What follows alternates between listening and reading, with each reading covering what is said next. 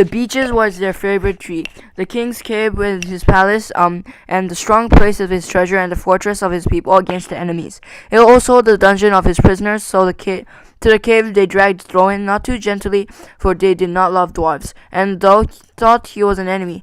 In ancient days that they had words and with some dwarves whom the dwarves gave a different account and said that they only took what was their due.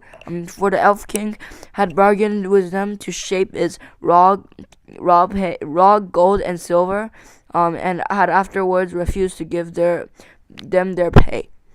If the elf king had a weakness, it was for treasure, especially for silver and white gems, and thought though his hoard was rich, he was ever eager for more, since he had not yet as great a treasure as other elf lords of old.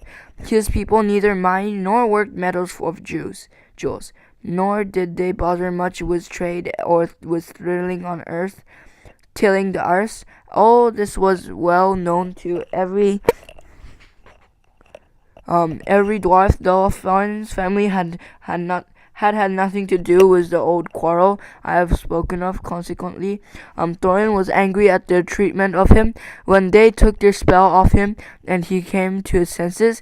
And also he was determined that no world of gold and jewels should be dragged out of him. The king looked sternly on Thorin. When he was brought before him and asked him many questions, but Thorin would only say that he was starving. Why did you and your folks 3 times try to attack people at their merrymaking? Asked the king. We did not attack them, said Thorin. We came to beg because we were starving. Where are your friends now, and what are they doing? I don't know, but I expect starving in the forest. What were you doing in the forest? Looking for food and drink because we were starving.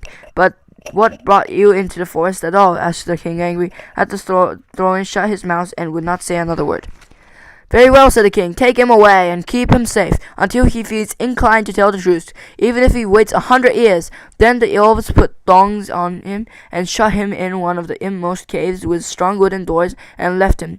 They give him food and drink and plenty of clothes, if not very fine, for wood elves were not goblins and were reasonably well behaved even to their worst enemies.